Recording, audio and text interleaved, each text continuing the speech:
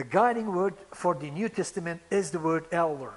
So, although I said already that at the end of the first century, it changes a little bit, and we see changes in the Bible itself from being a deacon to an evangelist, and the different use of the different types of eldership. And so we also read about the plurality. There's not just one deacon, there are always deacons in plural. There's not just one elder, there's always more elders, up to 5, as we have seen in Antioch. So this is again for us to think about. Let's team up instead of running the show. So it's a teamwork. It's not something you do on your own. Too many evangelists starting a church and then running the show, and some are very successful, and then they become hotshots, and they are not doing a good job because they're actually misleading the churches in that way. So please, teamwork, doing things together, not just for the general items, but also in other things, like running the church. That's being done as a team, not as an individual. So it's not the bishop or the overseer that can decide, it is the people. They have to decide. Okay. We conclude several things here. First, the job of a bishop is a noble task. That's episcopos. So, secondly, the job is a limited task. By the way, for those who are interested in those texts, male pronouns and references are used all the time.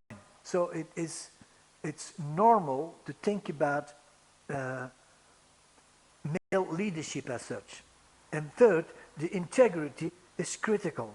Being above reproach, being committed not only to your spouse, but also committed to your family and committed to the church. Clear thinking, self-control, well-respected, friendly, caring for children, not greedy, not violent, not argumentative, not drinking too much alcohol. All those things are here, not just for the bishops, but specifically also for the bishops, but also for the deacons. Like I said, the requirements are exactly the same, except the one thing that is called the teaching part. So, and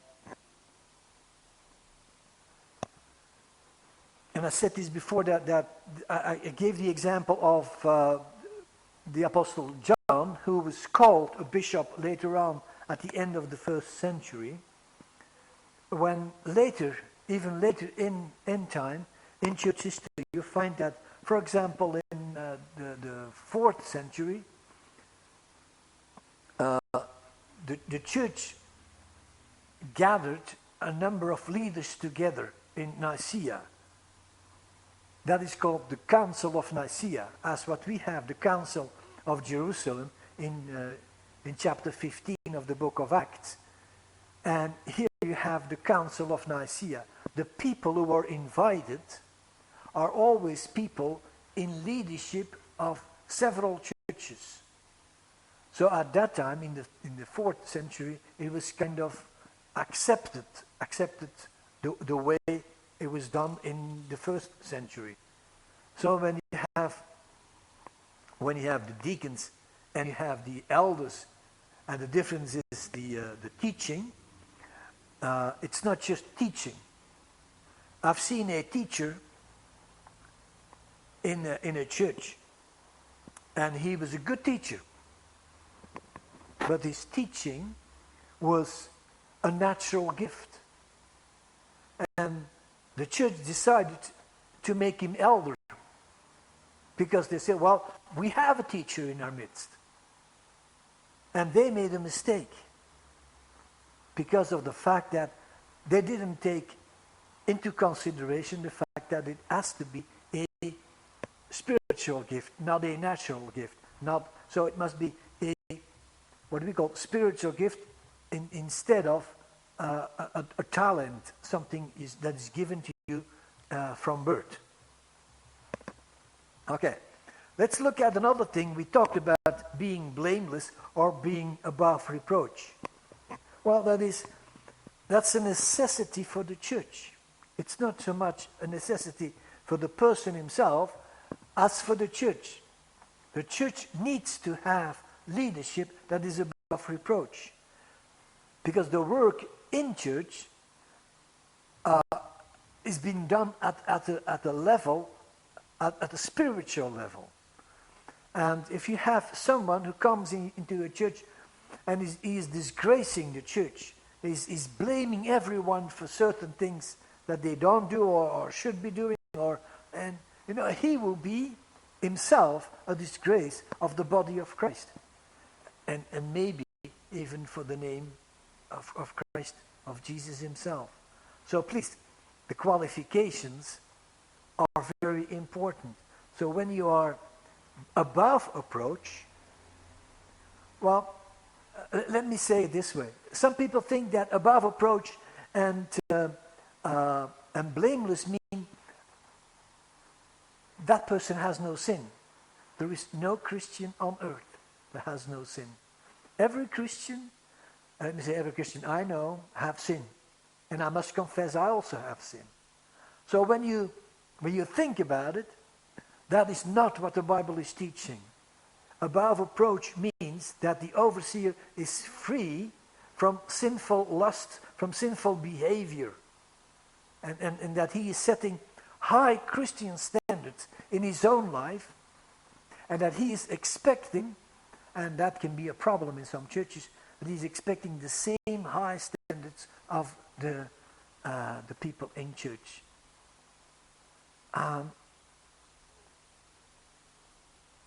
John Piper, one of the mega church leaders in the United States, has announced a change in his church from now on.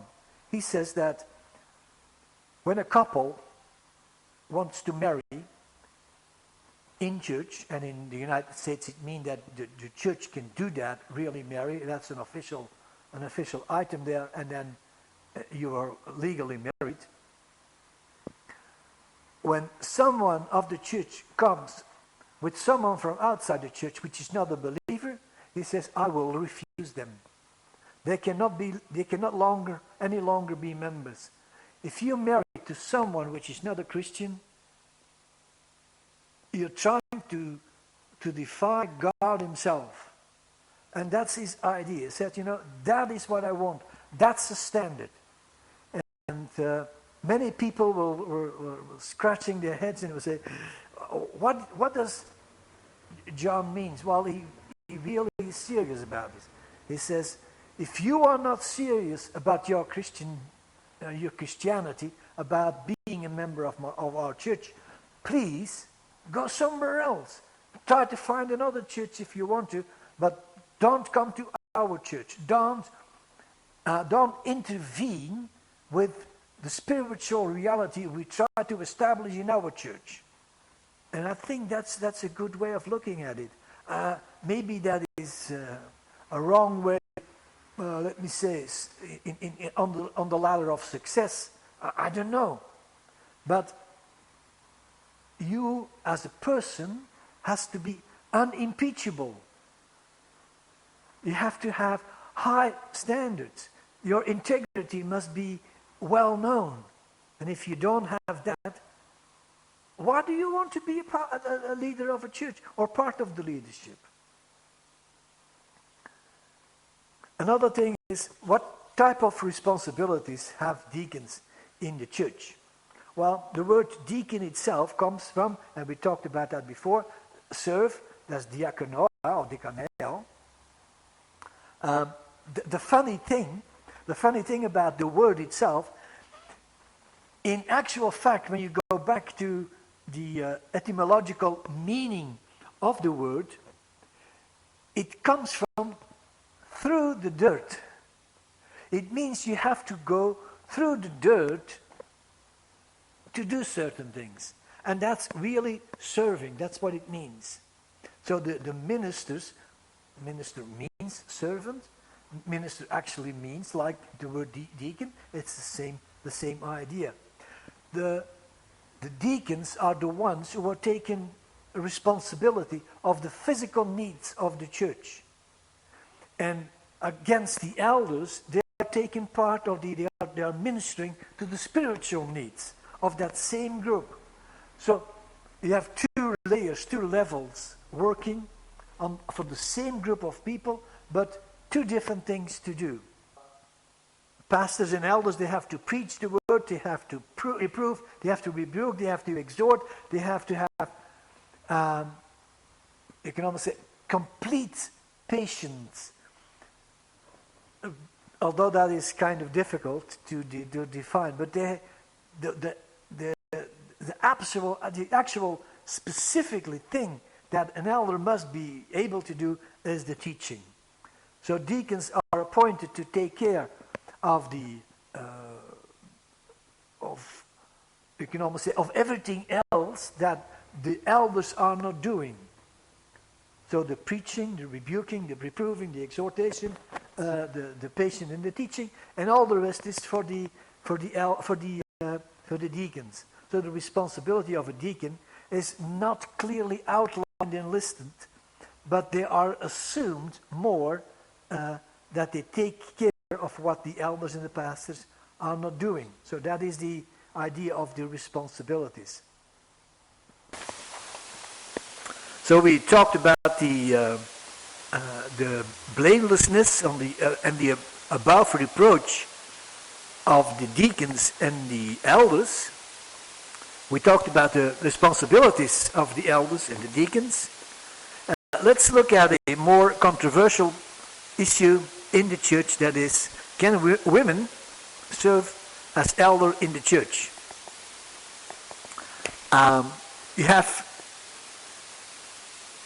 You can almost say you have two sides or two camps in the church. You have a group of people say no, it's impossible, and then you have another camp or another group that says, of course that's possible. We have two views. One view is the egalitarian view. That means that everyone is equal, and then you have the complementarian view that affirms the opposite, and so you have one group saying this, the other group saying the opposite. And we can talk about it for a long time, which we are going to do at the end of the course. So I'm just going to touch on the issue here and let you know what I'm thinking about it. And to do so, I would like to start with reading from 1 Timothy chapter 3, the verses 1 to 7. 1 Timothy 3, 1 to 7. And it's the following. Here is a trustworthy saying.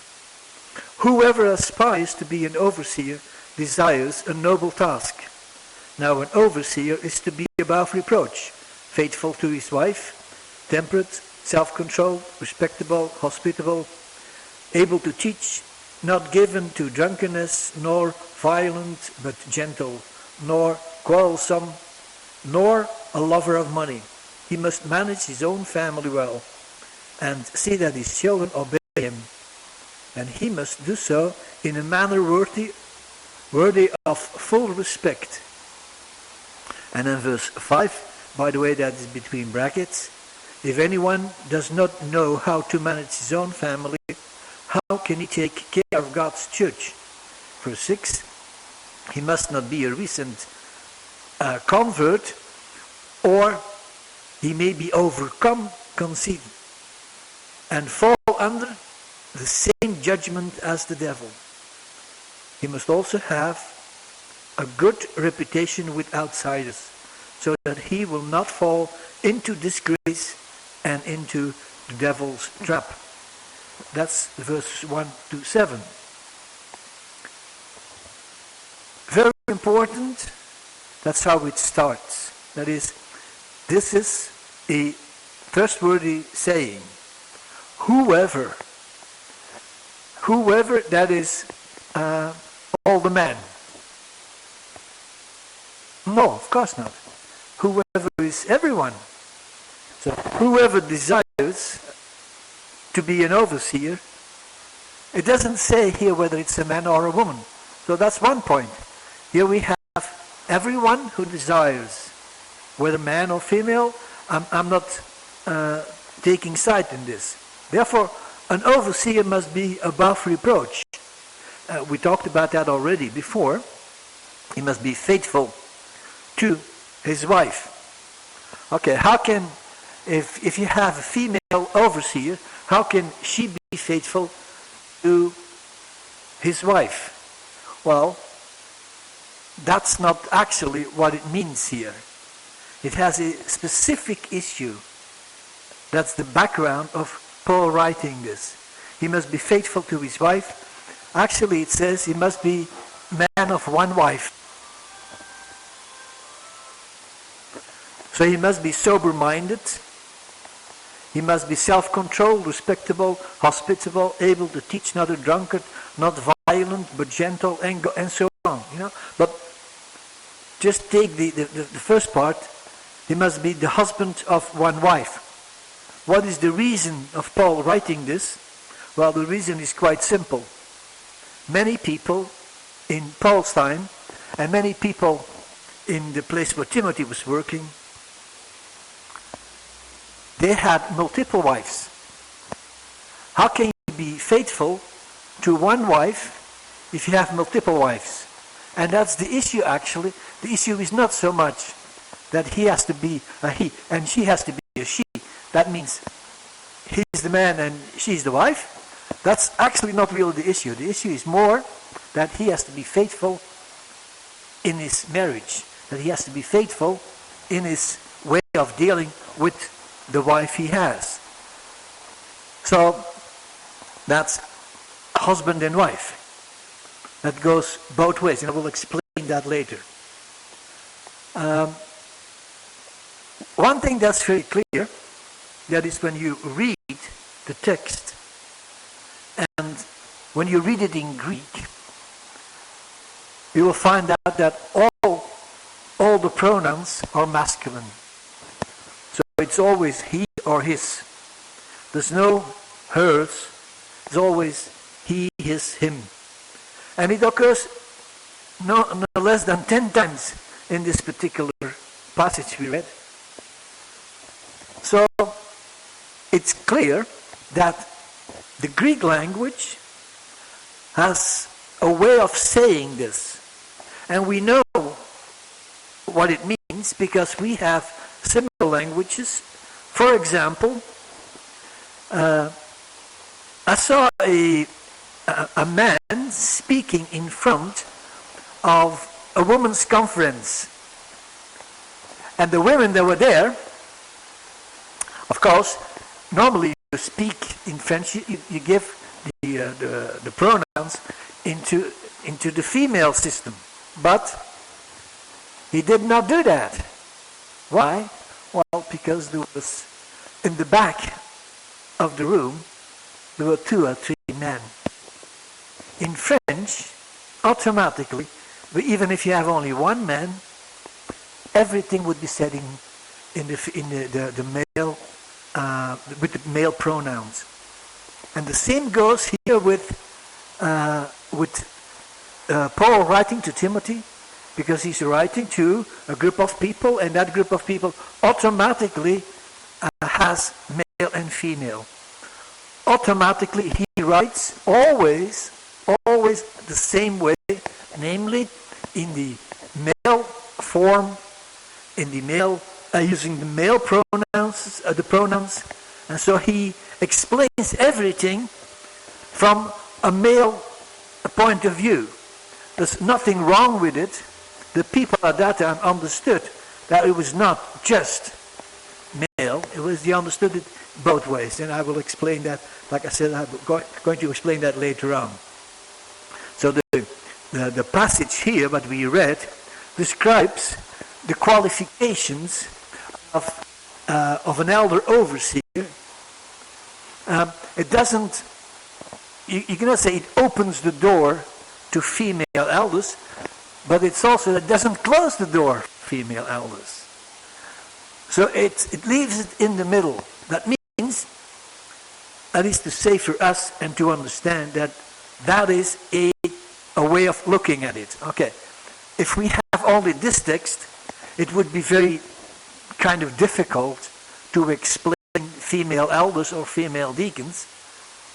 But this is one text in a whole range of texts.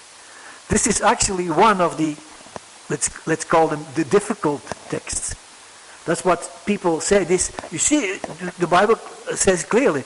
Yes, the Bible says it clearly. If you understand only one way, if you do not understand the reasons behind Paul writing it that way. Okay, so like I said, we are going to touch on it later on again, and it will be much more profound than what we did now, but just gives you an idea about the possibility. I'm not blocking the possibility in one or the other way. Okay, let's look at another thing. We looked at the qualifications of overseers. In verse 8 it says, in the same way. So whatever he said about the elders, he's now saying about the deacons. And he says in verse 8, in the same way, deacons are to be worthy of respect, sincere, not indulgent in much wine, not pursuing dishonest gain. They must keep hold of the deep truths of the faith with a clear conscience. And then verse 10, they must first be tested. And then, if there's nothing against them, let them serve as deacons. Okay, so we have elders, we have deacons.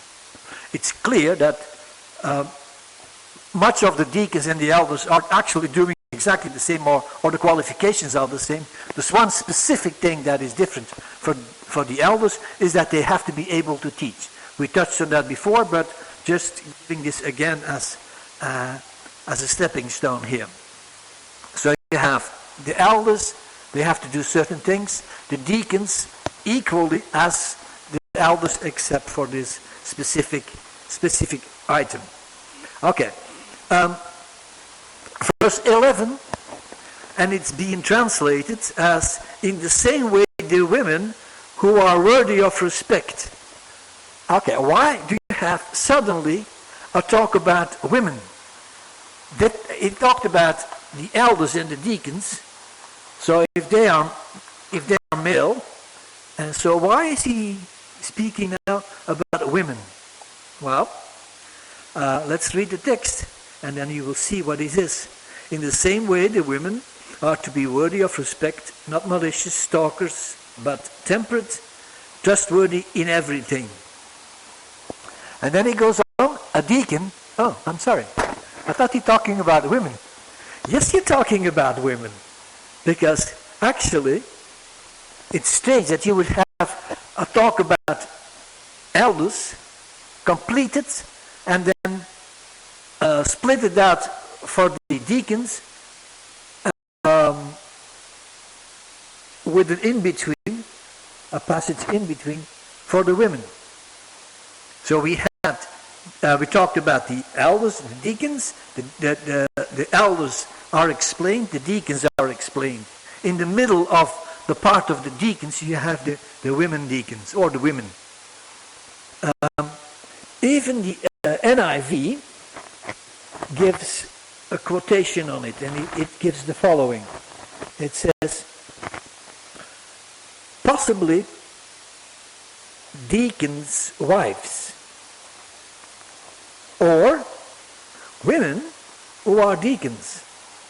Because the word adelphoi refers to brothers and sisters.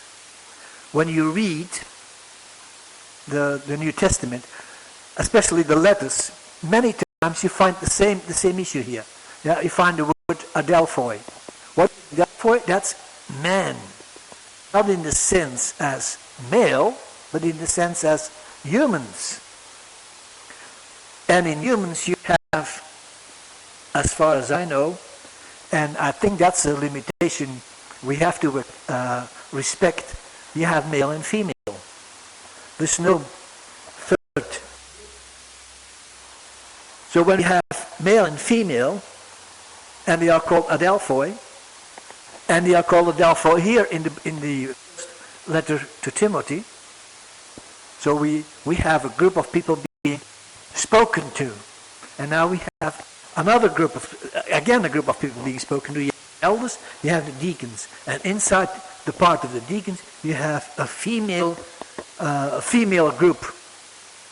So I don't see the difficulty here saying that this is clearly speaking about the female deacons. And the same way goes for the elders. But let's look at it, okay? We talked about the issue that a man must have one woman, because otherwise he will have a polygamist sexual issue, or you can almost say they are automatically unfaithful as being a husband of one wife. The same goes in the opposite way. If a woman would have more than one husband, that would be the same thing. So, just look at it. Verse 11, we talked about the females are being called deacons. If you do not believe that the first part speaks about elders and the second part speaks about deacons, and you say the first part speaks about elders and the second part speaks about deacons, and then you have an insertion here, inserted in the text, not speaking about deacons, then this text doesn't make really sense. So be careful on it. Okay, so verse 12 starts, a deacon must be faithful to his wife, he must manage his children and his household. Those who have served, the deacons, that's the same word diakonoi, if they have served well, will gain an excellent standing and a great assurance in their faith in Jesus Christ. So, let me say it this way. If this is clearly about male and females, then we have male and female deacons. At least. We will see that even the female word elder is also being used in the Bible. But we are coming back to that another time. One thing we have to look at specifically is Mark 10. That is Jesus. Let me say that is the explanation or the interpretation Jesus is giving. Mark 10 verse 12. When you have a red letter Bible, it's printed in red, okay? And if she divorces her husband and marries another man, she commits adultery. Of course, it goes about the negative and the goes about the man and the female and the woman, about faithfulness in their marriage. And some men said, I can just give my wife a letter and then she has to go. When you look at it, you have to understand this is a question inside the Jewish religion about a specific text in the Old Testament. It speaks about specifically about Deuteronomy 24. And this is a reaction from Jesus' side. Because in Deuteronomy, you have the male side. And here, in the beginning, the beginning part, the verses before the one we read, are also speaking about the male part. But he adds the female part. So is actually saying exactly the same about the male as the female. So that is the explanation Jesus is giving about a very specific item from the Old Testament, brought into the New Testament, and looked at through the glasses of Jesus. And he said, they are equal. Okay, if you don't believe me, fine, no problem. But then you don't believe Jesus. So please, take that on board. That is an important issue. When Jesus looks at it in the same way, I think we have to do exactly the same thing. Another very well-known text is Exodus 20. And of course you know what I'm talking about when I say Exodus 20, because that's the place for the 10 Commandments, or that's what we call 10 Commandments. Okay. Let's say there's a difference between male and female. Let's take that as a preemptive idea. Okay? Let's look at it. You shall not covet your neighbor's house. That goes only for the male, not for the female. If you make a difference. You shall not covet your neighbor's wife, or his male or female servant, or his ox, or his donkey, or anything that belongs to your neighbor. So, if that counts for both female and male, what are we talking about? I mean, the Bible itself teaches us it goes both ways. So, the man must be faithful to one wife, and the woman also has to do the same thing. So we looked at the deacons, the elders. Let's just have a short look at the female deacons in the church. Okay, we have a word in English that we are using to say it goes both ways. Okay, it's called reciprocal. It goes both ways. When I write a letter to you and you answer that letter to me, that's reciprocal. When you have a male and a female living in the same household, when they talk to each other, that's the same thing, reciprocal. So the issue here is that the male and female are to be looked at on the same level. If you don't do that, then you discriminate against the females, against the women. Not just in a particular area, but in general. Also in a particular area. Okay. By the way, it is important for us to understand that we have two words in English, and there were two words in Greek. You have wives, and you have women. The same thing in English as the same thing is being said in Greek. In other languages, you also have the difference. So you have the females and you have the wife. When I speak about my wife, I do not speak about anyone else's wife, I speak about my wife. Not someone else's wife, but my wife. When she speaks about her husband, that's me. That's not someone else. And someone else has no say over her, and the same thing goes both ways. Reciprocal. So when we have this, we understand that what the text is saying here in 1 Timothy 3, we have to take on board, that's what it means. Okay. There is a difference between wives and women, because not all the women are wives, and not all the wives are women.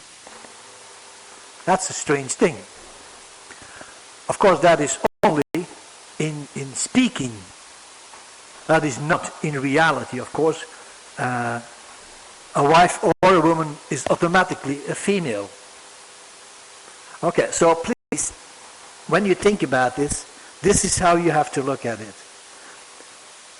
Let's go to Romans 16. Romans 16 is you can almost say a very important part, but it's very important in the sense that the text itself gives us quite a good answer to the ideas of what Paul is looking at. Paul greets the churches. When you go to one of the letters of Paul, he always greets the churches. The letters that are written to a church. Okay? Then he greets the churches. But in the book of Romans, we have the 16th chapter. And the 16th chapter is greetings and greetings and greetings and greetings and greetings and greetings. It's actually, you can almost say, nothing else than greetings. Well, it's a little bit an overstatement, but let me read it. Verse 3, greet. Verse 5, greet. Verse 6, greet. Verse 7, greet. Verse 8, greet. Verse 9, greet. Verse 10, greet. Verse 11, greet. Verse 12, greet. Twice. We see that there are 7 out of 10 people that are being greeted by Paul are the ones who are females. That means that Paul is actually having this idea of female ministry in the church. So Paul is not an anti-female or an anti-women person, just the opposite. He is actually giving them the possibility to work in the church much more than other organizations inside the society at that time, because they considered females as less important. I'm explaining it very subtle. But Paul, he would give things to do to the females mentioned in Romans 16, to do certain things that he does not even trust to males to do. One of them is Phoebe. In verse 1, and he says the following.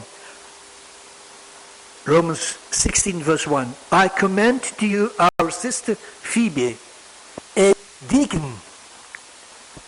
Okay.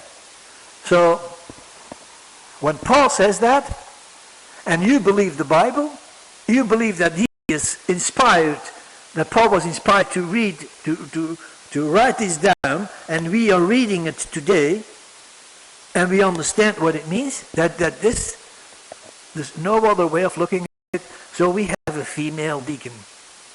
That is clear here. And then he entrusted her with something that is extremely important, because she is the one who brings the letter he wrote to the people in Rome. If she wouldn't have done that, we would not have the book of Romans. So, clearly, Paul didn't see her as less capable or less trustworthy, just the opposite. He gave her one of the most important things that he could do was entrusting the word to a female. The female brought it over from one place to another to bless the people in Rome and to bless us today. And that is what we have to understand. And that is how it looks. When you read the text, you will see the same thing.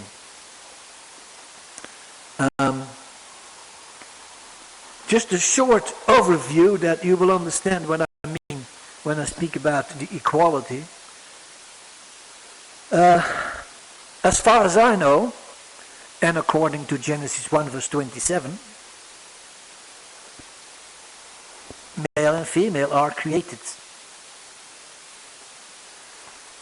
1 Peter 3 verse 7, male and female are both heirs of the grace of life. Both are given the indispensable role in the achievement of God's ultimate purposes. In chapter 11 from 1 Corinthians, you have the following. In the Lord, woman is not independent of man, nor man of women. For a woman was made for a man. So a man is now born of a woman. Of course we know that in another text, Paul is saying that man was created first and then female came later. What we see here is that he's actually saying, okay, please take that into consideration too. All the males that you know, and there is no one, there's no exception, none of them, all of them are born out of women. So we need women, otherwise there would be no male. And then something we talked about before, the reciprocal principle.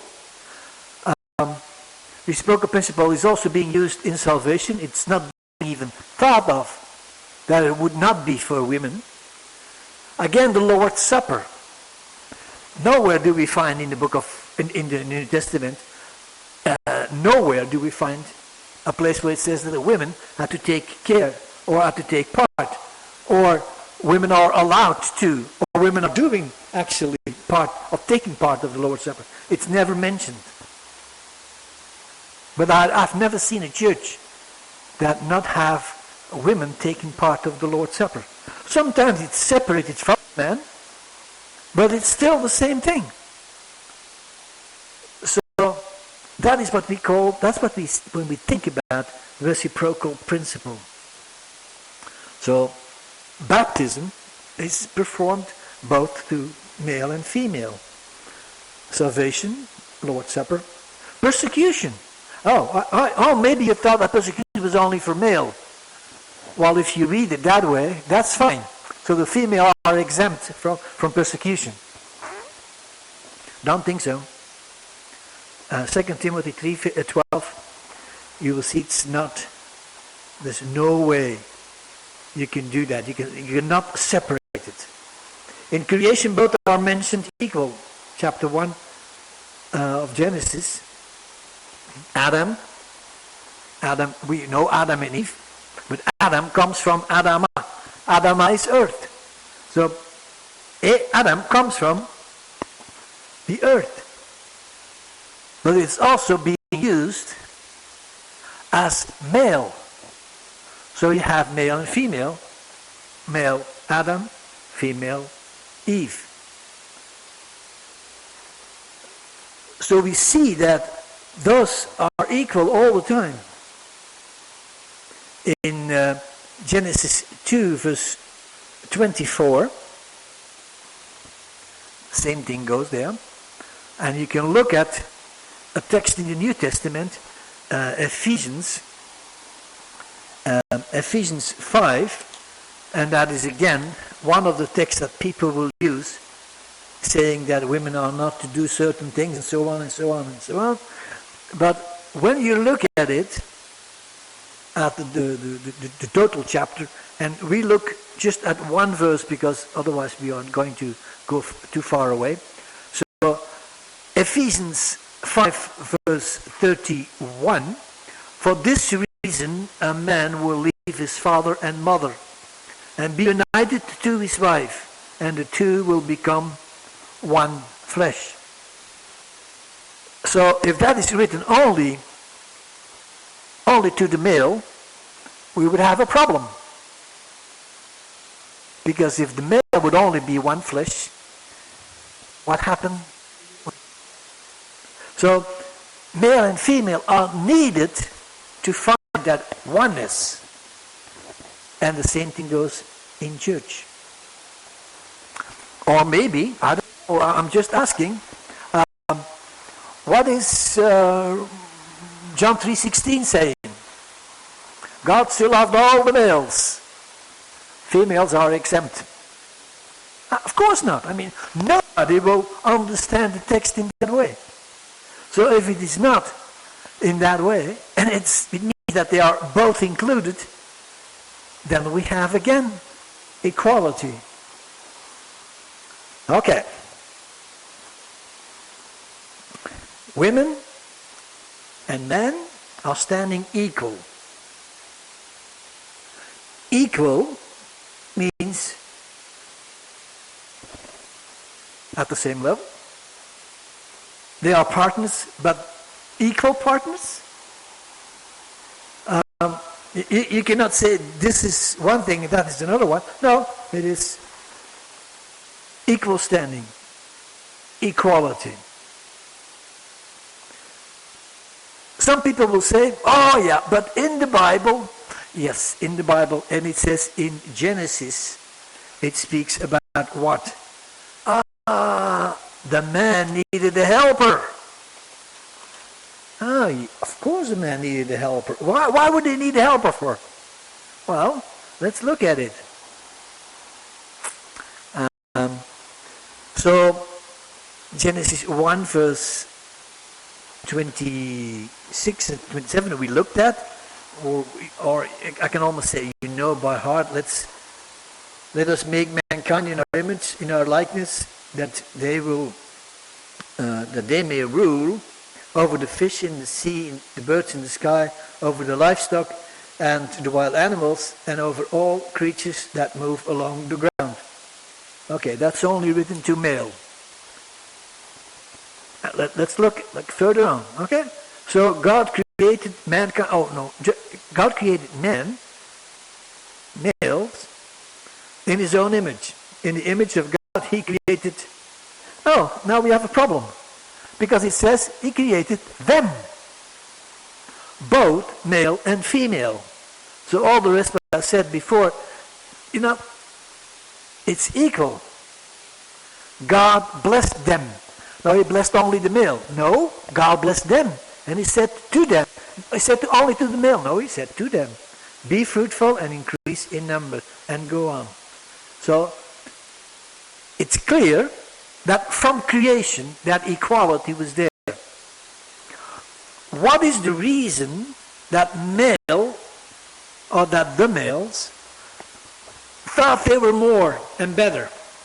When is that idea being produced? When is that idea being brought in the forefront? Well, let me be clear on this. From chapter 3 on. After the fall. So in God's creation, male and female are equal. In man's interpretation, you have male there and female there. And then of course you have this idea of that a man needs a helper. I just touched on it before, but look at the word itself. The Hebrew word is ezer. Ezer means helper. Someone you need help, and someone is giving you help. That's the ezer. That is what is said about the female according to the male. Okay. Let's look in the Bible the same word. And then we find another explanation. Because the Bible teaches us that God is our ezer.